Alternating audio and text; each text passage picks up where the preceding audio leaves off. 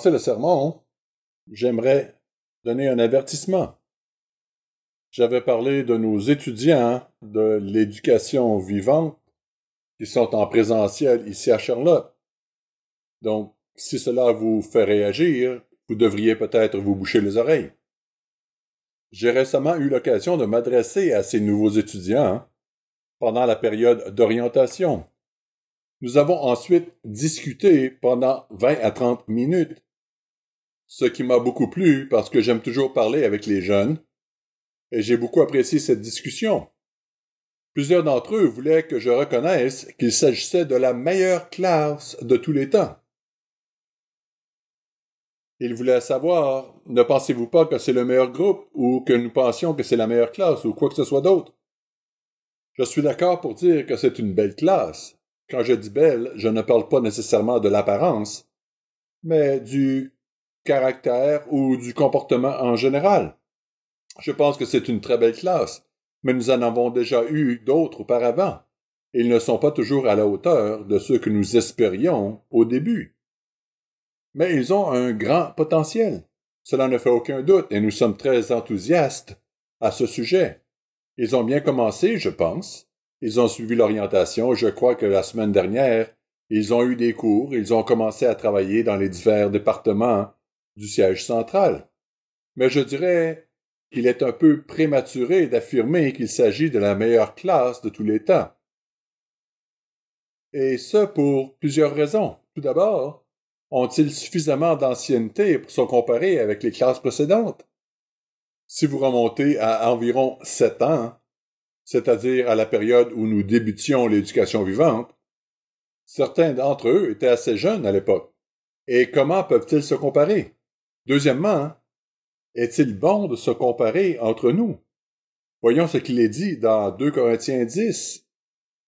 Je pense que vous connaissez probablement ce verset, mais je vais quand même le lire. 2 Corinthiens 10, le verset 12. 2 Corinthiens 10 et le verset 12. Il est dit, « Nous n'osons pas nous égaler ou nous comparer à quelques-uns de ceux qui se recommandent eux-mêmes. Mais en se mesurant à leur propre mesure et en se comparant à eux-mêmes, ils manquent d'intelligence.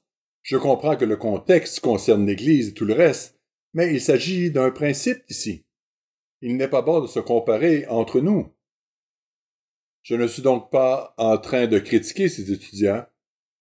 Je trouve cela un peu humoristique, bien qu'un peu prématuré.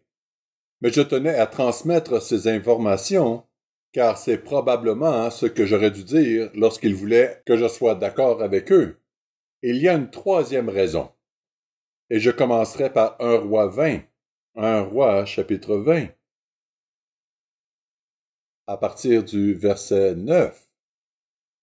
C'est à ce moment-là que Ben-Hadad, un païen de la Syrie, a décidé de s'emparer d'Israël. 1 Roi 20, versets 9 à 13. 1 Roi 20, versets 9 à 13. Verset 9. Il dit au messager de Ben-Hadad, « Dites à mon seigneur le roi, je ferai tout ce que tu as envoyé demander à ton serviteur la première fois, je le ferai. Mais pour cette chose, je ne puis pas le faire. » Les messagers s'en allèrent et lui portèrent la réponse à Ben-Hadad. Verset 10. Ben-Hadad envoya dire à Achab, « Que les dieux me traitent dans toute leur rigueur, si la poussière de Samarie suffit pour remplir le creux de la main de tout le peuple qui me suit. » Et le roi d'Israël répondit, « Dis-lui, et c'est là l'essentiel, que celui qui revêt une armure ne se glorifie pas comme celui qui la dépose. » Et le verset 12, lorsque Ben-Hadad reçut cette réponse, il était en train de boire avec les rois sous les tentes, dans le poste de commandement, et il dit à ses serviteurs, « Faites vos préparatifs. » Et ils firent le préparatif contre la ville. Mais voici, un prophète s'approcha d'Achab, le roi d'Israël, qui d'ailleurs n'était pas un très bon roi, et il dit, « Ainsi parle l'Éternel. Vois-tu toute cette grande multitude? Je vais la livrer aujourd'hui entre tes mains, et tu sauras que je suis l'Éternel. » Le point important ici, nous ne devons pas nous vanter comme quelqu'un qui revêt son armure, comme si nous l'enlevions. Il y a un début et il y a une fin. Et nous ne devrions pas mettre la charrue avant les bœufs. Reportons-nous à Ecclésiaste 7, et le verset 1. C'est un verset qui, je pense, a laissé certaines personnes perplexes. La première partie est assez simple, Ecclésiaste 7, verset 1. Une bonne réputation vaut mieux que le bon parfum. Mais la seconde partie d'Ecclésiaste 7, 1 dit « Et le jour de la mort que le jour de la naissance ». N'est-il pas intéressant de constater que nous célébrons en grande pompe la naissance d'un enfant? Un enfant est né la semaine dernière et nous sommes très heureux pour la famille de Yager. Nous en avons eu un autre avant cela, ce qui donne l'impression que nous avons une explosion d'enfants ici, un baby boom, et c'est très bien. Et nous nous en réjouissons, n'est-ce pas? Et nous devrions le faire. Mais il est dit, le jour de la mort vaut mieux que le jour de la naissance. Pourquoi cela? Pourquoi le jour de la mort serait-il meilleur? Voyez-vous, c'est à ce moment-là que nous enlevons l'armure, pour ainsi dire. C'est la fin de l'histoire, pas le début. Lorsqu'un enfant naît, il a un grand potentiel. Mais il n'a encore rien fait, n'est-ce pas?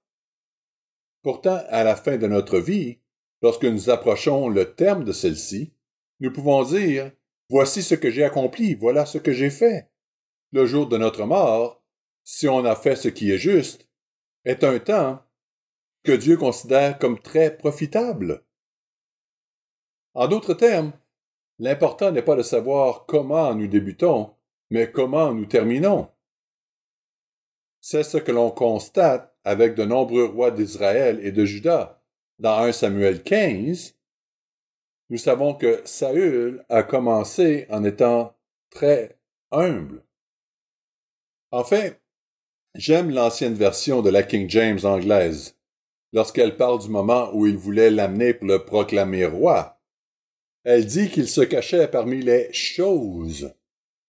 J'aime bien ce mot « chose ». Ce n'est pas l'équipement ou les bagages, comme le dit la nouvelle King James, mais c'était les choses. C'est là qu'il se cachait. Mais voilà qu'on lui demande de partir en mission pour éliminer les Amalécites qui ont attaqué l'arrière-garde. M. Hernandez a parlé beaucoup des Amalécites, de leur caractère, de leur façon d'aborder les choses et de la raison pour laquelle Dieu était si fâché contre Amalek. Saül n'a pas réussi à s'acquitter de sa tâche. Dans 1 Samuel 15, verset 17, il est dit, 1 Samuel 15, verset 17, lorsque Samuel ici corrige Saül, « Lorsque tu étais petit à tes yeux, n'es-tu pas devenu le chef des tribus d'Israël, et l'Éternel ne t'a-t-il pas oint pour que tu sois roi sur Israël? Quand tu étais petit à tes yeux, Dieu t'a fait roi d'Israël. Mais maintenant, au verset 25 et 26, il dit, « Maintenant je te prie, pardonne mon péché. » Ça c'est le verset 25. Mais au verset 26, Samuel dit à Saül, « Je ne retournerai point avec toi, car tu as rejeté la parole de l'Éternel, et l'Éternel te rejette, afin que tu ne sois plus roi sur Israël. » Il a peut-être bien commencé. C'était un bel et grand homme, et certainement un guerrier. Il avait tué ses milliers, ou il avait été impliqué dans cette affaire, qu'il l'ait fait personnellement ou qu'il l'ait fait avec ceux qui le suivaient. Et David, c'est 10 000. Nous connaissons bien ce refrain qui a valu à David tant d'ennuis. Mais Saül avait rejeté la parole de Dieu. Et Dieu l'avait rejeté lui. La façon dont il a commencé et la façon dont il a fini n'étaient pas identiques. Nous avons aussi l'exemple dans 1 Roi 11. Nous nous souvenons que Dieu est apparu en rêve à Salomon et lui a demandé « Que veux-tu que je te donne? » Et Salomon lui répondit « Je voudrais de la sagesse pour savoir comment juger ton peuple. » Dieu lui a donné non seulement de la sagesse, mais aussi de grandes richesses et bien d'autres choses encore. Mais ici, dans 1 Roi 11, commençons verset 1. 1 Roi 11, verset 1. Le roi Salomon aima beaucoup de femmes étrangères, outre la fille de Pharaon, des Moabites, des Ammonites, des Édomites, des Sidoniennes, des Étiennes, appartenant aux nations dont l'Éternel avait dit aux enfants d'Israël, « Vous n'irez point chez elles, et elles ne viendront point chez vous. Elles tourneraient certainement vos cœurs du côté de leur Dieu. » Ce fut à ces nations que s'attacha Salomon, entraîné par l'amour. Il n'a pas respecté ce que Dieu lui avait dit. Et il avait 700 femmes. Certains jeunes hommes pensent que ce serait merveilleux. Tout ce que je peux vous dire, c'est qu'une telle quantité d'estrogène serait un cauchemar qui dépasserait votre imagination. C'est d'ailleurs ce qui ressort de la lecture de ce livre, car toutes ces femmes voulaient ceci ou cela. Il essaie de satisfaire toutes ces femmes. Et en essayant de les satisfaire, il rejeta ce que Dieu a dit. Verset 3. Il eut 700 princesses pour femmes et 300 concubines, et ces femmes détournèrent son cœur.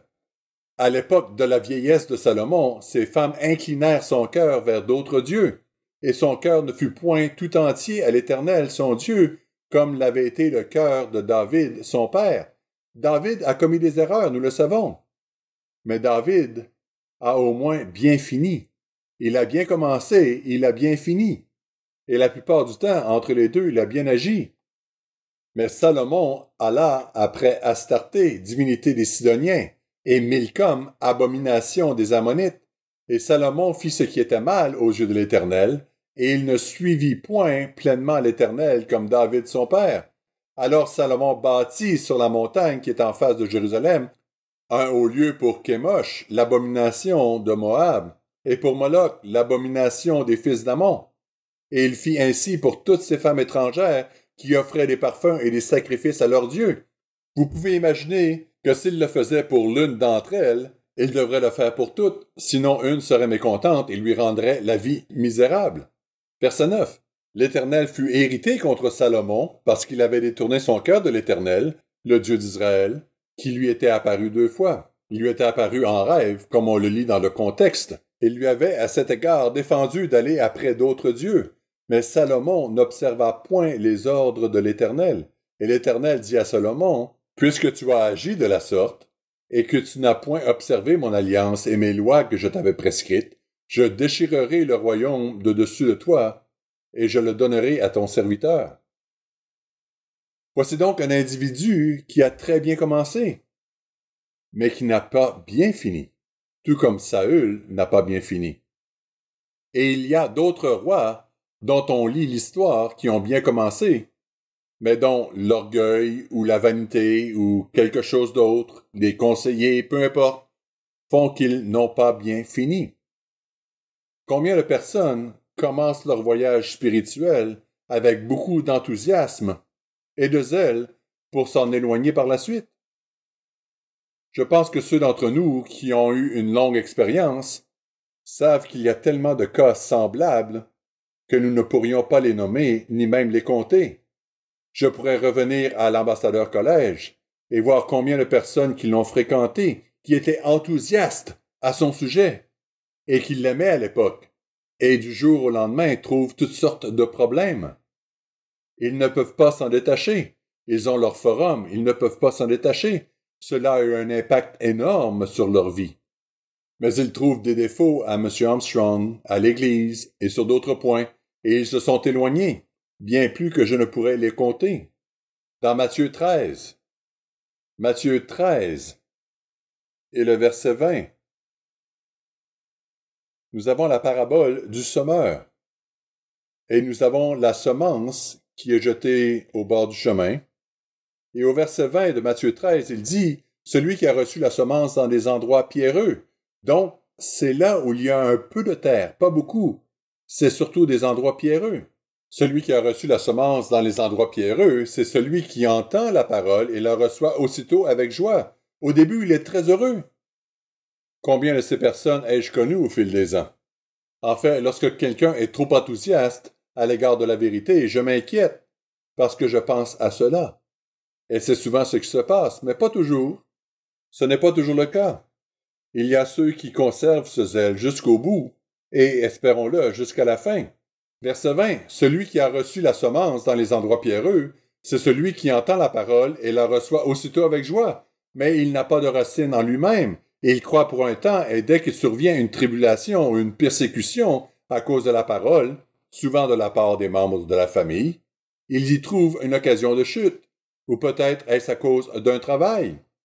Verset 22, celui qui a reçu la semence parmi les épines, c'est celui qui entend la parole, mais en qui les soucis du siècle et la séduction des richesses étouffent cette parole et la rendent infructueuse.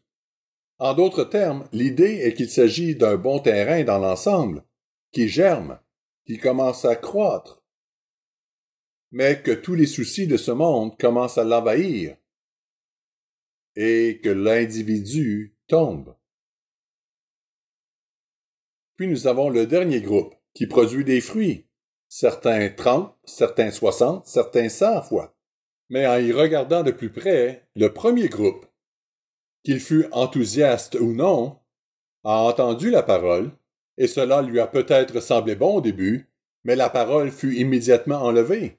Puis il y en a d'autres qui, oui, ont un peu de racines, mais qui se dessèchent parce qu'ils n'ont pas un système de racines profond. Enfin, il y a ceux qui sont étouffés par les mauvaises herbes. Ainsi, les trois quarts des individus ici présents, les trois quarts des catégories commencent peut-être bien. C'est douteux pour la première, mais au moins 2 des 3 semblent bien démarrer et ils tombent. Encore une fois, ce n'est pas la façon dont nous commençons qui compte, mais la façon dont nous finissons. Tout ceci est une préparation au sujet principal d'aujourd'hui. Il ne s'agit pas seulement de savoir si nous allons rester dans l'Église, mais le sujet principal d'aujourd'hui que je vais aborder est très pratique et concerne beaucoup d'entre nous dans cette salle. Il s'agit du mariage. Combien de couples se lancent dans le mariage en s'attendant à ce qu'il échoue? Je ne demanderai pas de lever la main. Je dirais simplement que je ne pense pas que beaucoup de gens s'engagent dans le mariage en pensant qu'il va échouer. Je pense que presque tout le monde s'engage dans le mariage en espérant qu'il durera toujours. Je me souviens lorsque j'étais encore au lycée, au secondaire, je suis tombé amoureux d'une jeune femme, pas mon épouse en passant, mais une autre personne. Nous nous écrivions des lettres d'amour et nous parlions de vieillir ensemble. Eh bien, je vous le dis, ce n'est pas une chose si formidable, si merveilleuse, quand on arrive à un certain âge. Vieillir n'est pas pour les âmes sensibles, comme on le dit, mais on n'a pas vraiment le choix. On finit par vieillir, on a des maux et des douleurs, on subit les aléas de la vie, mais vous avez l'ambition de vivre avec cette personne pour toujours. Heureusement, comme elle n'était pas dans l'Église et que je n'étais pas de son avis, cette relation a pris fin. Et je suis très reconnaissant que nous ne nous soyons pas mariés, car cela aurait probablement été un désastre. Mais la plupart des gens se marient en s'attendant à ce que cela dure. En outre, de nombreuses personnes, peut-être pas la plupart, mais beaucoup, pensent que leur amour est le plus grand de tous ceux qui l'ont précédé. Ils pensent que les sentiments qu'ils éprouvent l'un pour l'autre ont quelque chose d'unique. Ainsi, personne d'autre n'a jamais vécu cela. Et surtout, ils savent que papa et maman n'ont jamais vécu cela.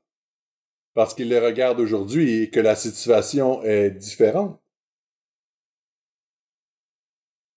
Et quand les gens se disent « Papa et maman ne comprennent pas », je leur pose toujours la question « Comment êtes-vous arrivé dans ce monde ?» Mais c'est une autre histoire.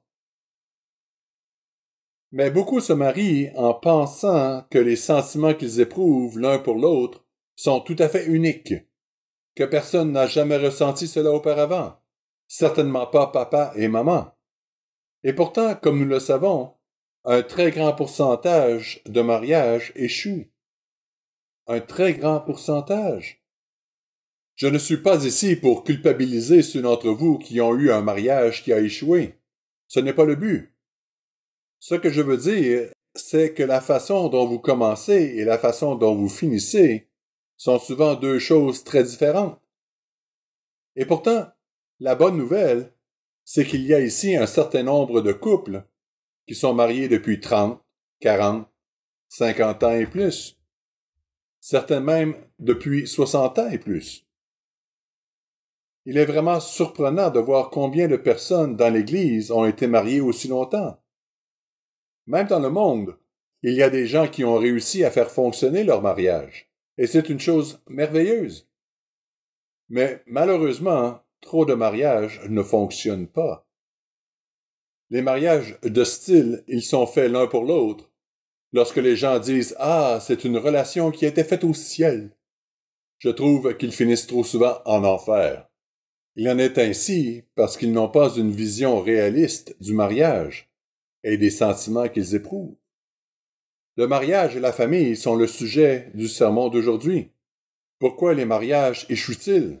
Et surtout, que pouvez-vous faire pour préserver votre mariage et votre famille? Les points que je dois aborder ici sont très courants. Il n'y a rien de difficile. Ce sont des points très simples, mais très importants.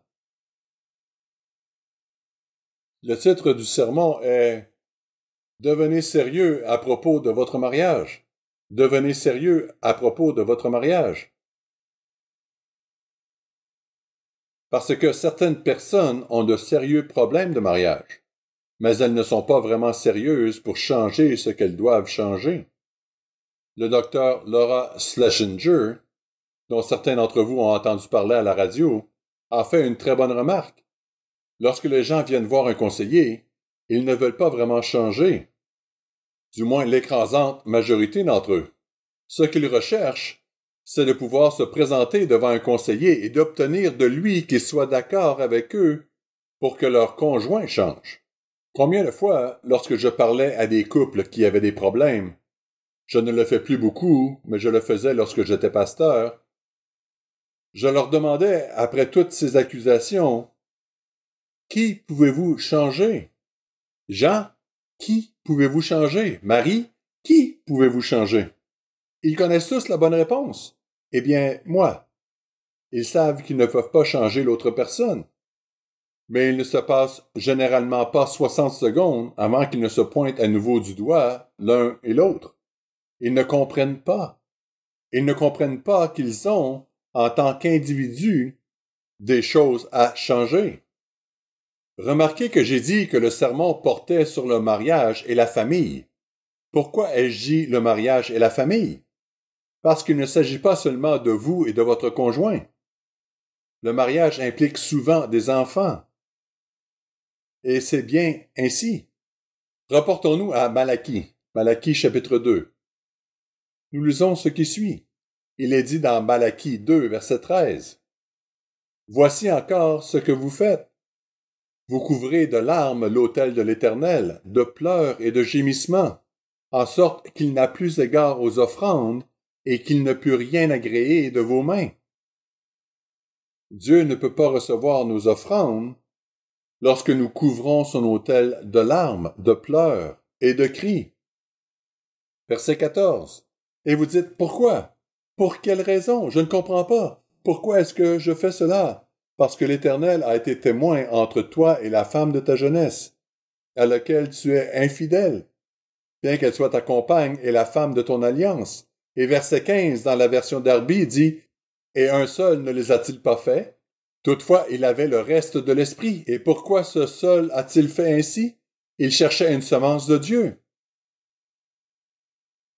Or, prenez garde à votre esprit et n'agis pas perfidement envers la femme de ta jeunesse. Lorsque nous nous marions, nous avons des enfants. Nous avons l'obligation d'élever ces enfants dans une atmosphère divine. Par nos actes, par nos paroles, en nous séparant ou en agissant par traîtrise, nous faisons du tort à ces enfants. Trop souvent, pour quelqu'un qui prétend être un disciple de Dieu, lorsque les enfants voient ce qui se passe dans la relation de leurs parents, ils sont rebutés par tout cela. C'est souvent le cas. Je sais qu'il faut être deux pour danser le tango, je comprends cela. Et qu'il y a des situations sur lesquelles, en tant qu'individu, vous n'avez aucun contrôle. Mais en général, il y a de bonnes et de mauvaises choses de part et d'autre. Verset 16. Car je hais la répudiation, dit l'Éternel, le Dieu d'Israël. Et celui qui couvre de violence son vêtement, dit l'Éternel des armées, prenez donc garde à votre esprit et ne soyez pas infidèles. Les gens qui sortent du mariage font certainement un grand péché dans ce sens. Gardez votre place ici et reportons-nous à Matthieu, Matthieu chapitre 5. Matthieu chapitre 5. Mettez un marqueur dans votre Bible parce que nous allons revenir dans Malachie 2. Matthieu 5, verset 23. Si donc tu présentes ton offrande à l'autel, et que là tu te souviennes que ton frère a quelque chose contre toi, laisse là ton offrande devant l'autel et va d'abord te réconcilier avec ton frère, puis viens présenter ton offrande. Jésus disait donc, écoutez, si vous avez un problème avec votre frère, d'accord, appliquons-le à votre conjoint, quelqu'un qui est plus proche qu'un frère. Si vous avez un problème, résolvez-le et venez ensuite devant mon trône. Il n'y a rien de mal à prier pour que Dieu vous aide à résoudre ce problème. Si vous vous demandez ce que vous pouvez faire, c'est une des choses. Mais se plaindre à Dieu au sujet de votre conjoint, ce n'est pas la bonne façon de procéder. Mais il dit, laissez votre offrande sur l'autel et résolvez le problème. Revenons à Malachie 2 et lisons à nouveau le verset 13. Nous l'avons lu précédemment. Verset 13. Voici encore ce que vous faites. Vous couvrez de larmes l'autel de l'Éternel, de pleurs et de gémissements, en sorte qu'il n'a plus égard aux offrandes et qu'il ne peut rien agréer de vos mains. Remarquez, il ne considère plus l'offrande. Il ne la reçoit plus avec bienveillance de vos mains. Jésus s'est inspiré de l'Ancien Testament pour beaucoup de choses qu'il a dites. Beaucoup de choses qu'il a dites. Il connaissait les mots, il les a inspirés à l'origine. Mais il a certainement un lien entre ce qu'il disait dans le Sermon sur la montagne au chapitre 5 de Matthieu et ce que nous lisons ici. Verset 13. Vous couvrez de larmes l'autel de l'Éternel, de pleurs et de gémissements, en sorte qu'il n'a plus égard aux offrandes. C'est pourquoi il dit, regardez, résolvez le problème avec l'autre personne autant que vous le pouvez.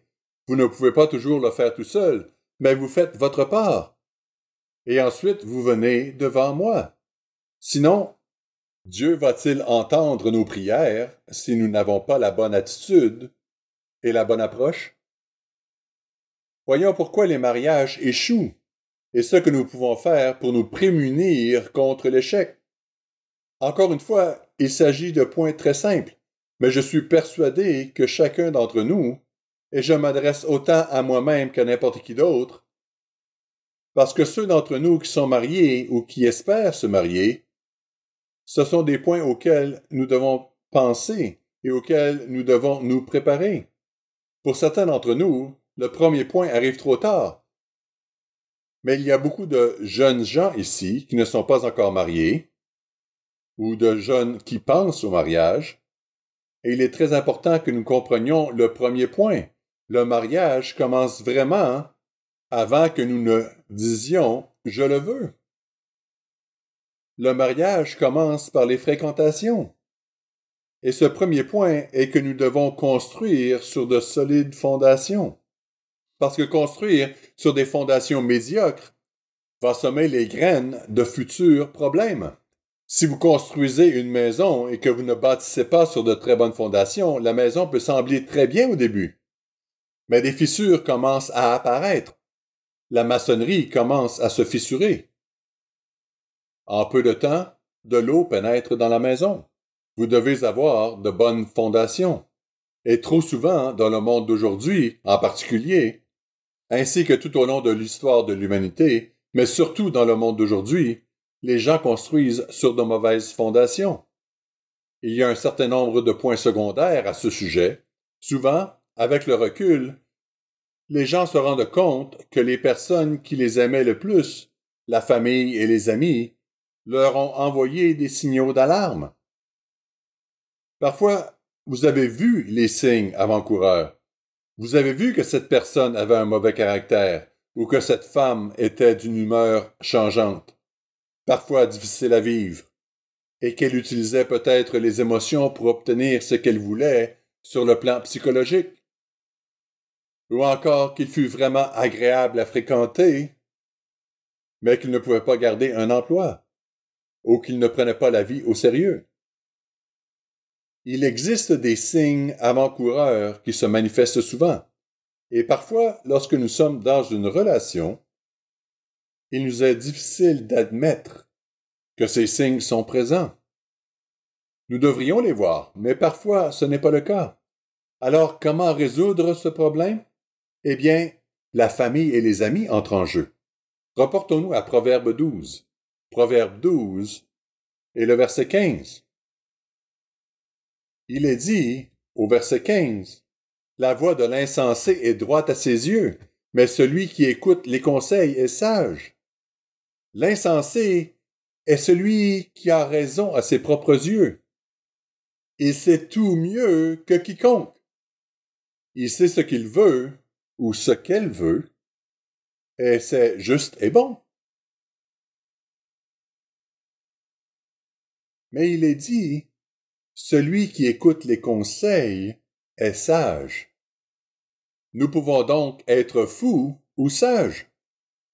Mais lorsque nous rejetons les conseils, surtout lorsque ces conseils proviennent de plusieurs sources, et selon la qualité de cette source, bien sûr, lorsque nous les rejetons, nous posons de mauvaises fondations pour l'avenir. Lorsqu'on dit que 40 ou 50% des mariages échouent, il y a une raison à cela. Il y a une raison à cela. Il s'agit tout simplement de rechercher notre propre volonté. Voici ce que je veux. Proverbe 19, verset 20. Proverbe 19, verset 20 nous dit « Écoute les conseils et reçois l'instruction. » Ce livre est destiné à nous donner de la sagesse, surtout pour les jeunes, les naïfs et les simples, afin de les rendre sages. Et même pour ceux d'entre nous qui sont plus âgés, afin de les rendre encore plus sages. C'est le but de ce livre. Écoute les conseils et reçois l'instruction, afin que tu sois sage dans la suite de ta vie. Les choses peuvent donc bien commencer. Vous pouvez décider d'épouser qui vous voulez, même contre l'avis de vos amis et de votre famille. Parfois cela se produit, parfois non. Mais quand on va à l'encontre de tout cela, on peut bien commencer. Mais est-ce qu'on va être sage à la fin? Parce que le mariage peut bien commencer, mais c'est après les « je le veux ». C'est après la lune de miel. C'est après la première ou les 2 premières années. C'est peut-être quand les enfants arrivent ou quand les enfants partent. Toutes ces choses commencent à s'effondrer autour de nous. Mais quand on est jeune, c'est ce qu'on veut et on le veut tout de suite. Nous ne pensons pas à l'avenir. Mais l'avenir viendra. Sur notre site web, M. Lyons a publié aujourd'hui un commentaire sur le thème « Quand demain devient aujourd'hui » et « Quand aujourd'hui devient hier ». C'est un article intéressant. Il parle bien sûr du monde de demain que nous attendons avec impatience, mais les lendemains arrivent. Ils arrivent tôt ou tard. Ils arrivent. Il faut alors se demander: où est-ce que je veux être dans 1 an? Où est-ce que je veux être dans 5 ans? Où est-ce que je veux être dans 50 ans? Parce que c'est en posant de bonnes fondations, les fondations de la parole de Dieu, le respect des conseils, par exemple, que nous posons les bonnes fondations. Nous recevons une multitude de conseils, non seulement de nos pères et de nos amis, mais aussi de personnes plus âgées, de ministres, de parents. Vous avez l'exemple de Roboam, qui a écouté ses jeunes amis au lieu d'écouter les personnes plus âgées et plus sages. Et regardez ce que cela lui a coûté. Reportons-nous à Proverbe 27, au verset 9. Proverbe 27, verset 9. Il est dit, « L'huile et les parfums réjouissent le cœur, et les conseils affectueux d'un ami sont doux. Ou, comme ici, le conseil de l'âme en anglais. Parfois, lorsque vous demandez à quelqu'un qui vous connaît bien ou qui connaît bien l'autre personne, il peut vous donner un conseil qui n'est peut-être pas celui que vous recherchez. Il faut espérer que les gens diront la vérité à leurs amis et n'essaieront pas seulement de les rendre heureux sur le moment, parce que nous voyons les choses à long terme. Notez Proverbe 23, car c'est vraiment le plus important. Proverbe 23, verset 22. Il dit, « Écoute ton père, lui qui t'a engendré, et ne méprise pas ta mère quand elle est devenue vieille. » C'est intéressant. Votre père est votre mère. Votre père vous a engendré et votre mère vous a mis au monde. Et comme je le dis toujours à nos jeunes au camp et ailleurs, il n'y a personne sur cette terre, en particulier cette jolie petite fille au bout de la rue ou ce beau garçon là-bas, qui vous aime autant que votre père et votre mère. Ils vous ont mis au monde. Ils ne veulent que votre bien. Et nous devons les écouter. Le conseil de l'Écriture, si l'on veut bâtir sur des fondations solides, est le suivant. Écoute ton père qui t'a engendré, et ne méprise pas ta mère quand elle est vieille. Vous savez, je crois que je l'ai déjà mentionné, mais j'ai été très choqué au cours des dernières années de la vie de ma mère par certaines des choses qu'elle a dites et par sa perspicacité, non seulement sur mon caractère, mais aussi sur celui de ma sœur, et tout simplement en général. Je me suis rendu compte qu'elle me connaissait vraiment. Nous avions été séparés pendant de nombreuses années, des décennies. Et j'étais entré dans l'Église, et nous avions des désaccords à ce sujet. Elle n'était pas d'accord avec l'Église, et ainsi de suite. Mais elle comprenait certaines choses à propos de mon caractère, ou de mon manque de caractère, qui m'ont en quelque sorte choqué. Mais lorsque vous élevez un enfant de la naissance à l'âge de 18 ans environ, vous voyez quel est son caractère. Parfois, lorsque nous sommes jeunes, nous nous disons « Papa et maman ne me connaissent pas » ou « Que savent-ils de cette situation ?» Ils en savent beaucoup sur ces choses. Et quand il s'agit d'amour, vous savez, ils ont déjà passé par là. Mais vous n'avez jamais été là où ils sont. Je n'essaie pas de m'en prendre aux jeunes, mais simplement de vous donner des pistes de réflexion. Et quand je dis les jeunes, cela s'applique aussi aux personnes plus âgées. En fait, lorsque j'étais un jeune ministre stagiaire et que nous devions conseiller des gens âgés, je pense qu'il s'agissait de veuves ou de veufs, je me disais, que puis-je dire à propos du mariage à quelqu'un qui a une cinquantaine d'années? Mais j'ai très vite appris que l'amour, et ce que nous considérons comme tel, rend les yeux aveugles. Même les personnes âgées sont aveuglées et ne parviennent pas à suivre ces principes pour obtenir de conseils avisés. Vous n'avez peut-être plus votre père ou votre mère, mais vous avez d'autres personnes, vous avez le ministère, vous avez des amis qui peuvent vous donner de sages conseils. La plupart des gens voient les signes avant-coureurs, mais ils les minimisent, pensant qu'ils peuvent changer l'autre personne ou qu'après le mariage, tout changera. Ces choses ne changent pas. Si elles changent, c'est dans la mauvaise direction. Alors pourquoi les gens ne voient-ils pas les signes avant-coureurs? Eh bien, trop souvent, ils ne préservent pas l'intimité jusqu'au moment du mariage. Ils s'impliquent physiquement, qu'il s'agisse d'une simple étreinte, d'un baiser ou d'autres choses encore, et le sang quitte alors leur cerveau. Ils ne voient plus clair. C'est déjà difficile de s'enticher de quelqu'un, mais dès que l'on passe à l'acte, les choses changent.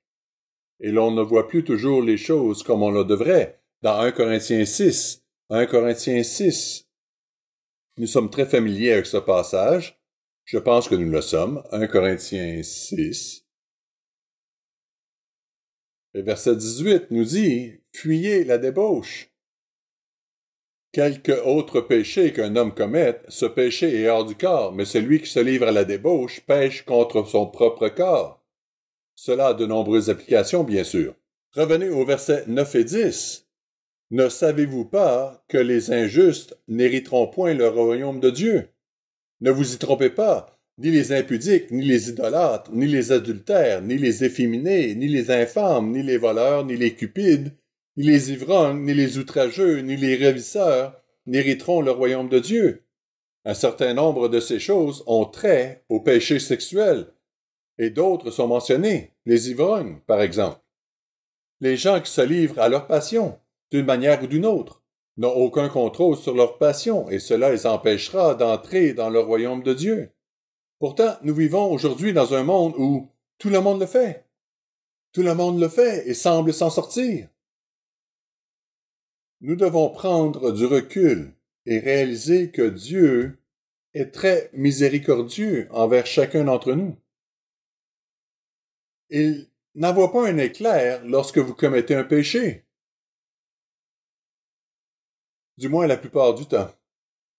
Je ne connais personne qui a été tué par un éclair. Dans la Bible, je connais des gens que la terre a engloutis, et oui, le feu venait de Dieu, dans d'autres exemples. Je suppose donc que la foudre, oui, si vous remontez à l'époque de l'Exode et par la suite, cela s'est produit. Mais je n'ai jamais connu personnellement quelqu'un qui a été frappé à mort parce qu'il ou elle avait commis un péché. J'ai connu quelques personnes qui ont été frappées par la foudre, à la distance. Pourtant, Dieu ne nous tue pas chaque fois que nous commettons une erreur, parce qu'il sait que la vie vous battra suffisamment. La vie elle-même. Ainsi, lorsque les gens posent de mauvaises fondations et s'entêtent à faire ce qu'ils veulent, Dieu leur dit « D'accord, vous voulez le faire? » C'est ce qu'il a dit à Adam et Ève. Vous voulez faire ce que vous voulez faire? Allez-y. Ainsi, Dieu ne punit pas immédiatement les gens chaque fois qu'ils font quelque chose de mal. Il dit « Je vais m'asseoir et laisser la vie faire les choses elle-même. » C'est la raison pour laquelle nous avons des divorces. C'est pourquoi nous avons des gens malheureux, parce que la vie elle-même a une façon de nous attendrir.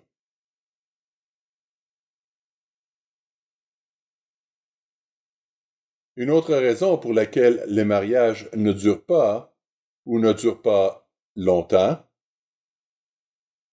est que les gens entrent dans le mariage avec les mauvais critères.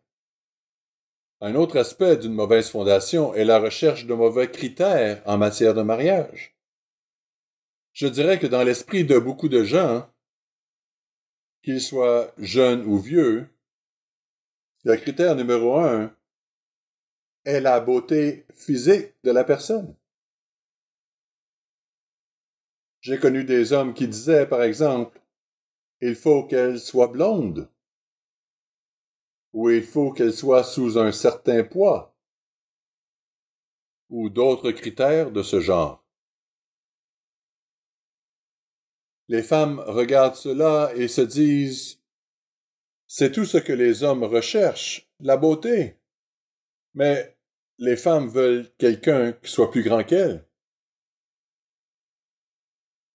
C'est quelque chose que les gens regardent. Et pourtant, certains des meilleurs mariages que j'ai connus, de l'extérieur bien sûr, car je n'en suis pas sûr, concernaient des couples où l'homme était plus petit que la femme. Mais ils étaient follement amoureux l'un de l'autre et semblaient réussir à s'entendre.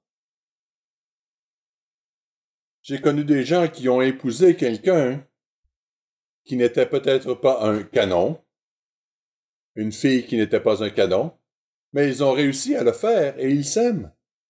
Vous savez, il est intéressant de constater que d'après mon expérience, et c'est tout ce que je peux dire, mais je peux affirmer que d'autres ont exprimé la même chose, vous pouvez rencontrer, du point de vue d'un homme, une belle femme, mais plus vous apprenez à la connaître, moins elle est belle. Et il y en a d'autres qui peuvent être tout à fait ordinaires. Elles n'ont pas une mauvaise apparence, mais elles sont simplement ordinaires, et plus vous apprenez à la connaître, plus elles deviennent belles. Mais il y a aussi ceux qui ne donnent jamais à quelqu'un l'occasion de découvrir la beauté intérieure de la personne. Je voudrais que vous réfléchissiez un instant. Ceux d'entre vous qui sont jeunes, et encore une fois, je n'essaie pas du tout de m'en prendre aux jeunes, parce qu'avant la fin, nous allons parler de nous tous qui sommes mariés et de ce que nous faisons pour nos mariages. Mais je veux que nos jeunes regardent autour d'eux. Je veux que vous regardiez vos parents. Je veux que vous regardiez autour de vous les personnes qui ont l'âge de vos parents. Ne vous demandez-vous pas parfois comment se sont-ils mariés? Que voyait-il en elle? Ou que voyait-elle en lui? Il a une bedaine. Elle a peut-être 15 kilos de trop. Ses cheveux ne sont plus soignés. Et pourtant, il y a des gens qui appartiennent à ces catégories et qui sont heureux dans leur mariage. Je dois faire attention à ce que je dis ici. Je sais que je m'engage sur un terrain miné. Mais ce que je veux dire, c'est que si vous pensez que votre apparence est éternelle, vous vous trompez. La jolie petite fille que vous voulez épouser ou le bel homme que vous voulez épouser ne le resteront pas toujours. Et si le mariage n'est qu'une question d'apparence, il ne durera jamais. J'ai connu des maris qui étaient durs avec leurs femmes parce qu'ils ne voulaient pas qu'elles dépassent un certain poids. Je connais des femmes qui veulent que leur mari soit à leur image, pas nécessairement en termes d'apparence, mais dans d'autres domaines. Il faut y réfléchir. Le mariage est une affaire de longue haleine, à long terme. Le caractère est bien plus important que l'apparence extérieure. Reportons-nous à Proverbe 31. Proverbe 31. Je comprends qu'il doit y avoir une certaine attirance physique. Mais si vous regardez les choses du point de vue de la Bible, et les mariages arrangés, par exemple, ce n'était pas toujours une question d'apparence. En fait, ce n'était pas l'essentiel. Oui, l'apparence est importante. Mais dans Proverbe 31, verset 10, il est dit, Proverbe 31, verset 10, qui peut trouver une femme vertueuse? Elle a bien plus de valeur que les perles. Or, une femme vertueuse ou forte. Et ensuite, vous lisez à propos de son caractère, son attention et son souci pour la famille. Il ne s'agit pas de vous dire que chaque femme devrait devenir agente immobilière. Non, il ne s'agit pas de savoir comment elle achète une propriété. Mais pourquoi? C'est pour la famille. Verset 23, son mari est considéré aux portes. Verset 24, elle fait des chemises et les vend, et elle livre des ceintures aux marchands. Elle est revêtue de force et de gloire, et elle se rit de l'avenir. Elle ouvre la bouche avec sagesse, et des instructions aimables sont sur sa langue. Elle veille sur ce qui se passe dans sa maison, et elle ne mange pas le pain de la paresse. Ses fils se lèvent et la disent heureuse, son mari se lève et lui donne des louanges. Mais remarquez le verset 30.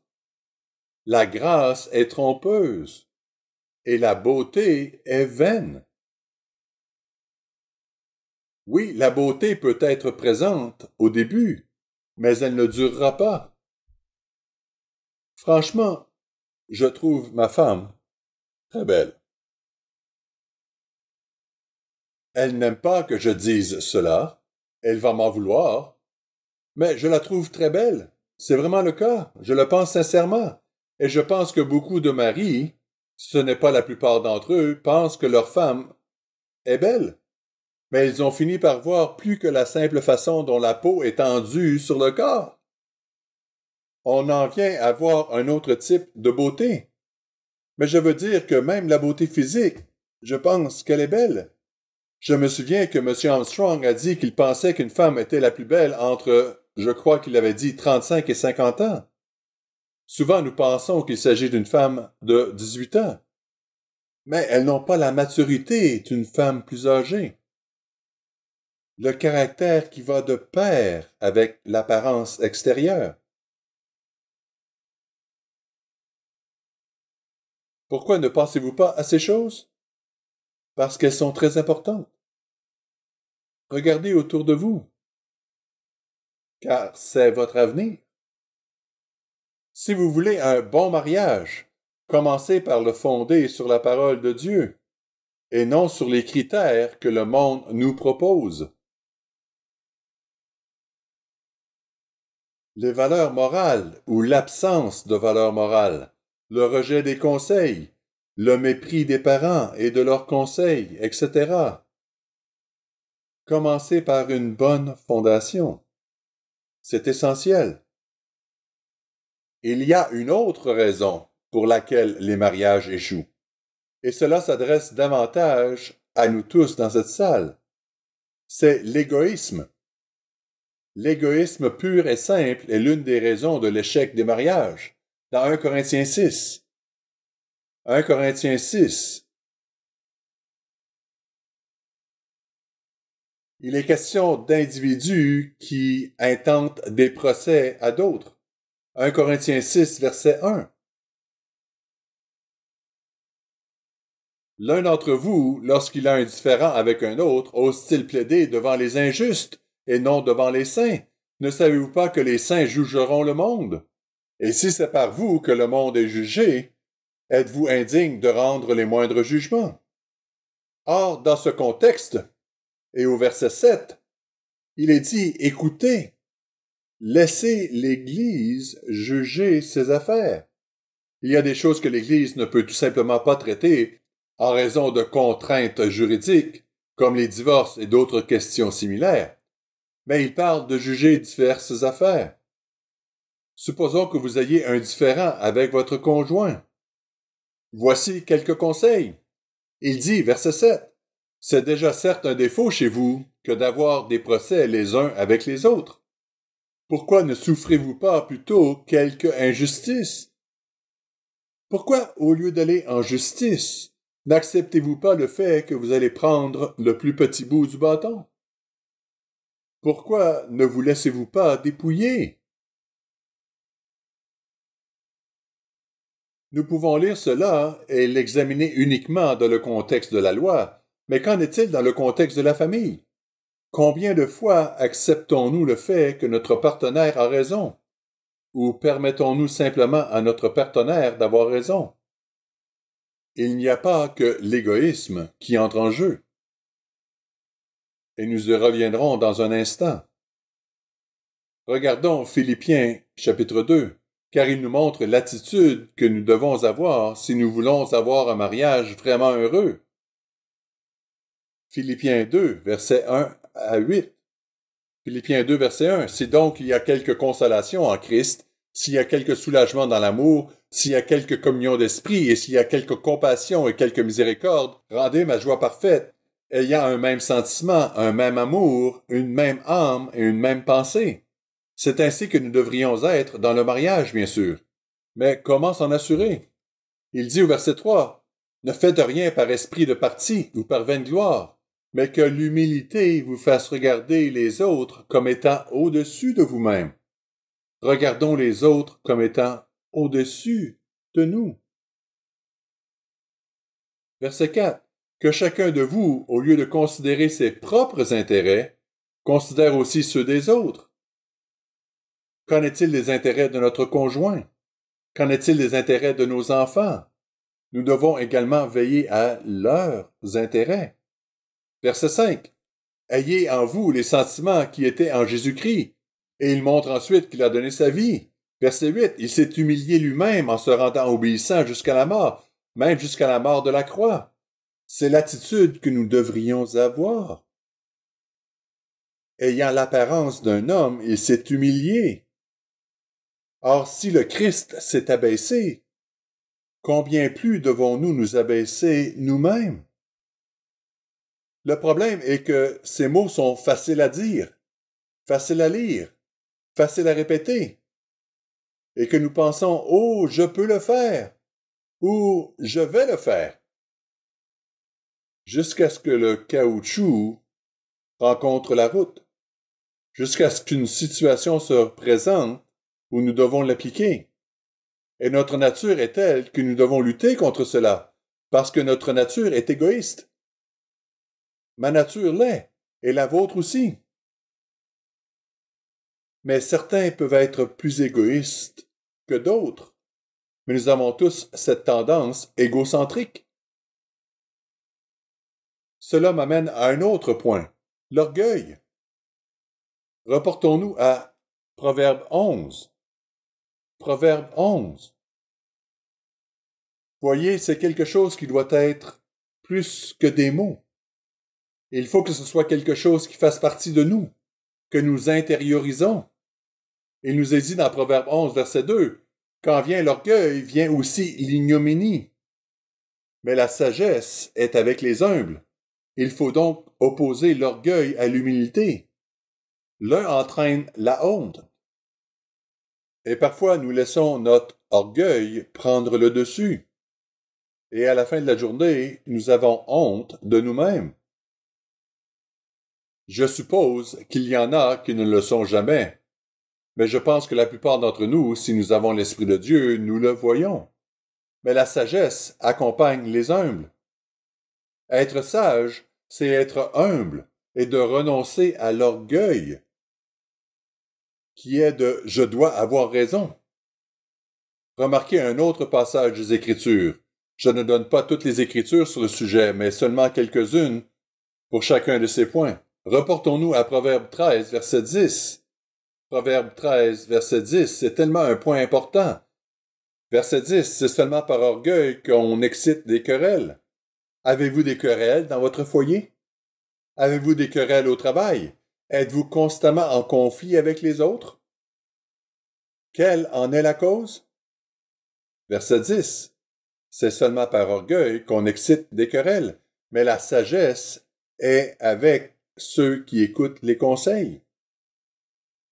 Lorsque vous êtes en conflit avec une autre personne, prenez le temps de vous mettre à genoux et de demander à Dieu de vous pardonner l'orgueil qui vous habite. Une autre raison de l'échec d'un mariage est tout simplement le refus d'accepter le rôle que Dieu a ordonné lors de la création. Revenons à Genèse chapitre 2. Car c'est Dieu qui a fixé les limites. C'est Dieu qui nous a créés et c'est lui qui a déterminé les rôles de chacun. Marie, l'épouse, l'homme, la femme. Et au verset 20, il est dit, « Mais pour l'homme, il ne trouva point d'aide semblable à lui. » Alors l'Éternel, Dieu, fit tomber un sommeil profond sur l'homme qui s'endormit. Il prit une de ses côtes et referma la chair à sa place. L'Éternel Dieu forma une femme de la côte qu'il avait prise de l'homme et l'amena vers l'homme. Et l'homme dit, « Voici cette fois celle qui est os de mes os et chair de ma chair. On l'appellera femme parce qu'elle a été prise de l'homme. » Verset 24. C'est pourquoi l'homme quittera son père et sa mère. Parfois, les gens ne le font pas. Ils ont peur de quitter leur père et leur mère. Et parfois, cela fait obstacle à une relation. Verset 24. Et il s'attachera à sa femme, et ils deviendront une seule chair. C'est là qu'ils forment une nouvelle famille. Dans Éphésiens 5,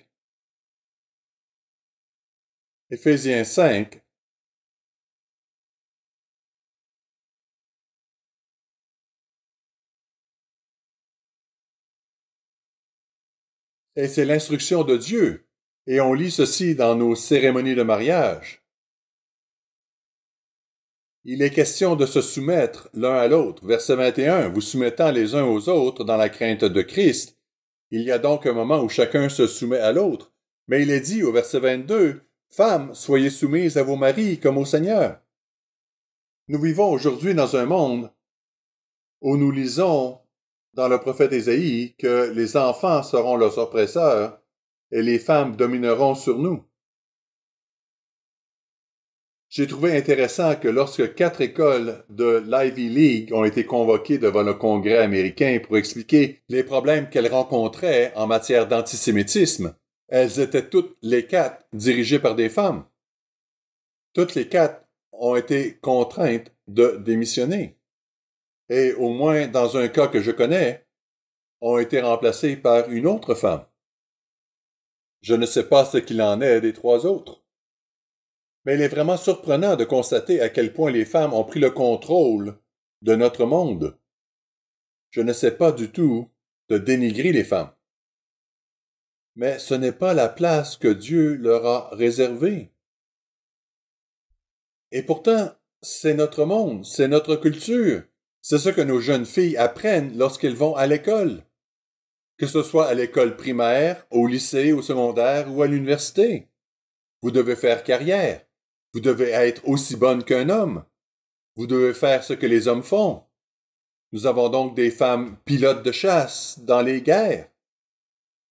En sont-elles capables? Oui, bien sûr. Je me souviens d'une fois où des jeunes parlaient d'une personne. Et l'un d'entre eux l'a très bien exprimé. Il a dit, « Cela ne me dérange pas d'épouser une femme qui peut porter le pantalon s'il le faut. Mais je ne veux pas avoir à me battre avec elle pour l'avoir tous les matins. » C'est la raison pour laquelle certaines personnes sont toujours célibataires. Nous devons comprendre que l'approche de Dieu à l'égard des femmes et des hommes n'est pas celle de ce monde. Ce monde met tout sans dessus-dessous. Et cela ne marche pas. Cela ne fonctionne pas très bien.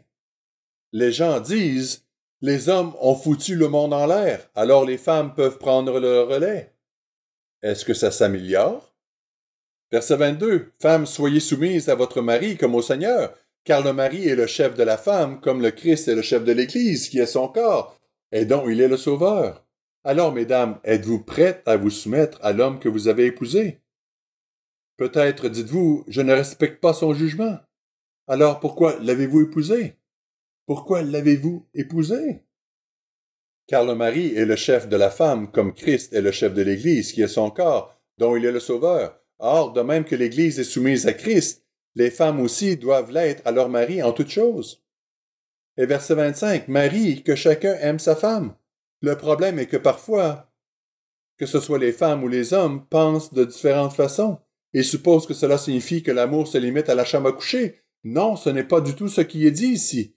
Marie, que chacun aime sa femme, comme Christ a aimé l'Église et s'est livré lui-même pour elle, afin de la sanctifier en la purifiant et en la lavant par l'eau de la parole, pour faire paraître devant lui cette Église glorieuse, sans tache, ni ride, ni rien de semblable, mais sainte et irréprochable. C'est ainsi que le mari doit aimer sa femme comme son propre corps. Celui qui aime sa femme s'aime lui-même. Je me souviens d'une personne qui n'était pas dans l'Église, sa femme était dans l'Église, mais cette personne était absolument arrogante, qui pensait que sa femme devait vivre par les lois de Dieu, mais comme il n'était pas converti, il n'avait pas à le faire. Tout ce que j'ai pu dire, c'est « ça ne va pas durer ». Je pourrais vouloir que ça dure, mais cela ne durera pas. Il y a des individus comme cela. Mais ce n'est généralement pas ce à quoi nous avons affaire. Verset 29. Car jamais personne n'a haï sa propre chair, mais il la nourrit et en prend soin, comme Christ le fait pour l'Église, parce que nous sommes membres de son corps. C'est pourquoi l'homme quittera son père et sa mère. Il revient directement à la Genèse, et s'attachera à sa femme, et les deux deviendront une seule chair. Et il ajoute, ce mystère est grand. Je dis cela par rapport à Christ et à l'Église. Verset 33, du reste, que chacun de vous aime sa femme comme lui-même, et que la femme respecte son mari. Tel est le plan de Dieu. C'est ce que Dieu attend de nous. Il y a ceux qui ne sont pas du tout d'accord avec cela. Il y a des femmes qui ne veulent tout simplement pas se soumettre à qui que ce soit. Eh bien, félicitations, parce que vous ne serez pas heureuse. Et il y a des hommes qui ont leurs problèmes et qui considèrent le mariage comme une occasion de régner d'une main de fer en gardant leur femme sous leur coupe. Ce n'est pas ce que Dieu a voulu, ce n'est pas de l'amour. Aimer comme on aime son propre corps, c'est la règle d'or. Faites aux autres ce que vous voudriez qu'ils fassent pour vous. Et si nous ne comprenons pas l'approche de Dieu à cet égard, comment pouvons-nous nous attendre à ce que notre mariage dure? J'ai un dernier point à soulever. Nous avons tous entendu dire que le mariage est une relation 50-50. Je pense que nous avons tous entendu cela. J'ai trouvé assez révolutionnaire d'entendre M. Armstrong dire « ce n'est pas 50-50, c'est 100%, 100%. » Que voulait-il dire par cela? L'idée d'un mariage 50-50 signifie « je ferai la moitié du chemin si tu fais la moitié du chemin ». Imaginez un terrain de football et la ligne des 50 verges. Vous commencez à votre poteau de but dans la zone des buts et vous dites « d'accord, je viendrai à la ligne des 50 verges si tu le fais aussi ». Le problème, c'est que la plupart d'entre nous n'atteignent pas tout à fait la ligne des 50 verges, n'est-ce pas? Que se passe-t-il alors si vous arrivez à la ligne des 50 verges et que votre partenaire n'arrive qu'à la ligne des 48 verges? Ou, pire encore, à la ligne des 40 verges ou des 30 verges? Que faites-vous à partir de ce moment? Ce que M. Armstrong voulait dire, c'était simplement ceci. Je ferai ma part, comme Dieu l'a établi dans Éphésiens et ailleurs. Je ferai ma part à 100%. J'aimerai ma femme. Je prendrai soin d'elle. Je la protégerai. Je la garderai. Je l'aimerai de toutes les manières. Je ferai tout cela, quoi qu'elle fasse en retour. La femme doit adopter la même approche. Voilà le rôle que Dieu m'a attribué et je vais le faire. La plupart du temps, nous ne le faisons pas parfaitement, n'est-ce pas? Je ne connais personne qui le fasse parfaitement. Mais si je suis prêt à aller jusqu'à la ligne des 70 verges, ou même jusqu'à la ligne des 30 verges à l'autre bout du terrain, si je suis prêt à aller au-delà de la ligne des 50 verges et qu'elle est prête à faire sa part et à franchir la ligne des 50 verges, alors nous aurons une rencontre d'esprit et une rencontre de compréhension. Nous aurons quelque chose de réalisable.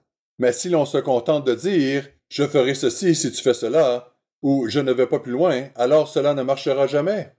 On ne fait que de se pointer du doigt les uns les autres. Si tu fais ceci, je ferai cela. Et c'est généralement ce qui se passe pour les ministres qui ont affaire à des gens qui ont des problèmes de mariage. Ils pointent du doigt l'autre personne parce qu'ils se disent « il ne fait pas sa part » ou « elle ne fait pas sa part, alors pourquoi devrais-je faire la mienne » ou encore « si cette personne changeait, tout irait pour le mieux ». Ce n'est pas comme ça que cela marche. Remarquez dans Romains chapitre 5, parce qu'il nous montre que ce n'est pas seulement en théorie, mais en pratique. C'est ce que Dieu attend de nous. C'est en fait ce que le Christ a fait pour vous et pour moi. Dans Romains 5, verset 5, Romains 5, verset 5, il dit « Or l'espérance ne trompe point, parce que l'amour de Dieu est répandu dans nos cœurs par le Saint-Esprit qui nous a été donné. Car lorsque nous étions encore sans force, Christ, au temps marqué, est mort pour des impies. » Remarquez, il est mort pour nous, alors que nous étions sans force. À peine mourrait-on pour un juste. Quelqu'un peut-être mourrait pour un homme de bien.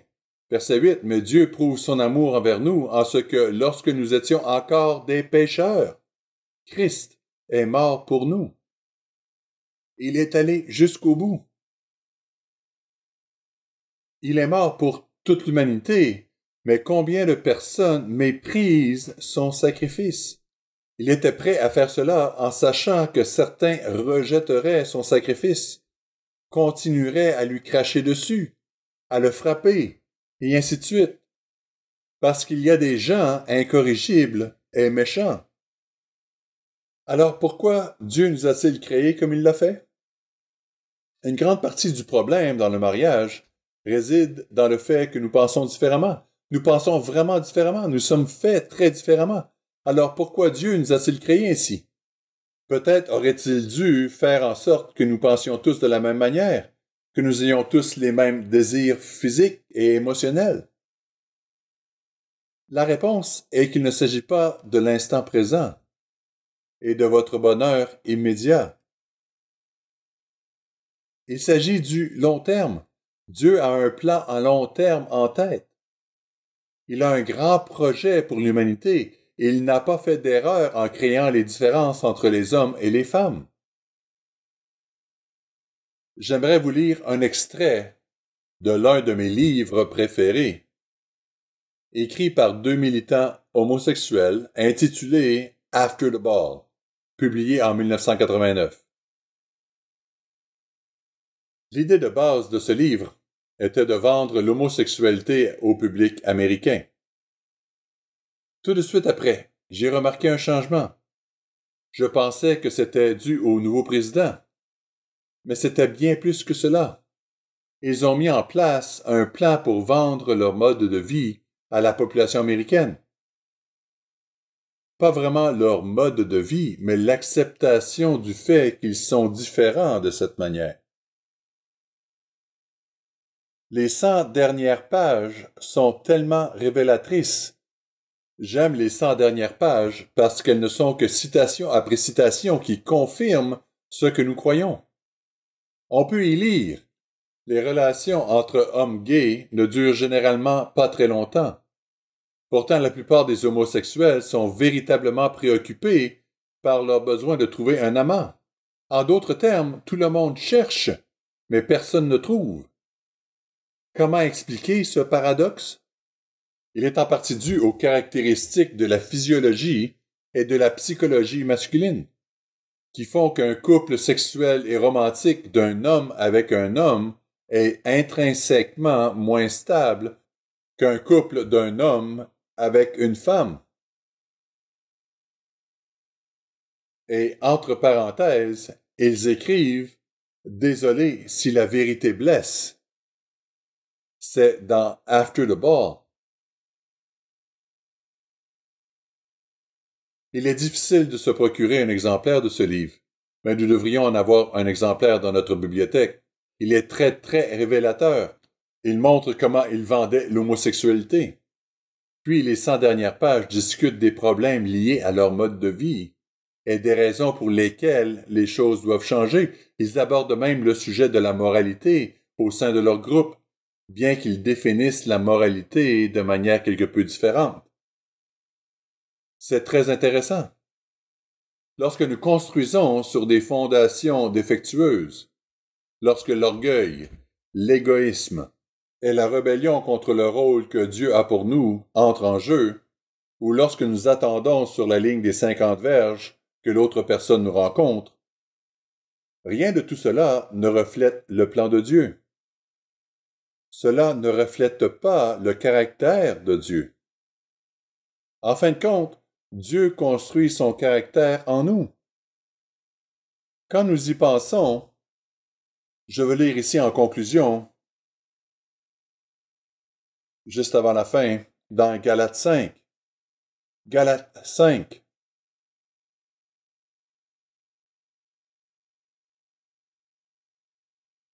C'est vraiment ce que Dieu essaie de faire. Il nous montre qu'il y a deux voies de vie. Galates 5, verset 19, que nous lisons fréquemment.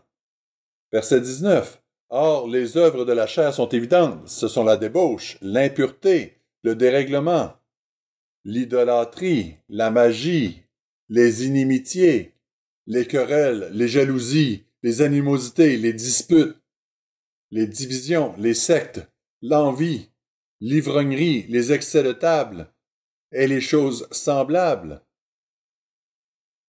Je vous le dis d'avance, comme je vous l'ai déjà dit, que ceux qui pratiquent de telles choses.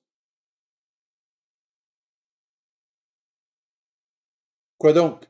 Les excès de colère, les ambitions égoïstes, les querelles, toutes ces choses-là. Ceux qui commettent, pratiquent de telles choses. Cela ne veut pas dire que nous sommes parfaits, mais si c'est la manière dont nous vivons notre vie dans notre mariage, ceux qui pratiquent de telles choses n'hériteront point le royaume de Dieu. Cela devient vraiment très sérieux. Je ne veux pas dire que si vous n'avez pas un mariage parfait, vous ne serez pas dans le royaume de Dieu, mais je dis qu'il est temps de prendre ces choses au sérieux, parce que le mariage est un terrain de choix sur lequel nous pouvons construire le caractère de Dieu. Ce n'est pas le seul endroit où nous pouvons construire le caractère de Dieu. Beaucoup de gens ne sont pas mariés et ils peuvent quand même construire le caractère de Dieu. Mais si Dieu nous a bénis en nous donnant l'opportunité d'être mariés, nous ferions mieux de construire sur cette fondation, la fondation appropriée. L'enjeu du mariage va bien au-delà de cette vie. Dieu se sert du mariage et de la famille pour nous enseigner les principes fondamentaux de ce que signifie d'avoir le souci de l'autre, de s'intéresser à son intérêt et au bien-être d'un autre, plutôt qu'à son propre intérêt. Quel est le meilleur endroit pour apprendre cela? Ou mieux apprendre à faire preuve de patience, de sagesse, à construire sur de bonnes fondations, à apprendre le désintéressement et l'humilité par opposition à l'orgueil et à l'ambition égoïste. Ou mieux apprendre l'obéissance à Dieu, même lorsque nous pensons en savoir plus que lui ou mieux que lui concernant les rôles et le fonctionnement du mariage. Mais en réalité, lorsque nous pratiquons la voie de Dieu, cela fonctionne tellement mieux. Nous avons également l'occasion d'apprendre qu'aller bien au-delà de la ligne des 50 verges est la façon dont Dieu fait les choses, aller jusqu'au bout. J'espère que nous prendrons nos mariages au sérieux. Le mariage est un merveilleux cadeau que Dieu nous a fait. Ceux d'entre nous qui ont le privilège d'être mariés, et ceux qui le seront à l'avenir, doivent prendre ce privilège au sérieux et reconnaître qu'il ne s'agit pas seulement de ce que je veux, mais de la manière dont je peux montrer mon intérêt pour mon conjoint et pour ma famille.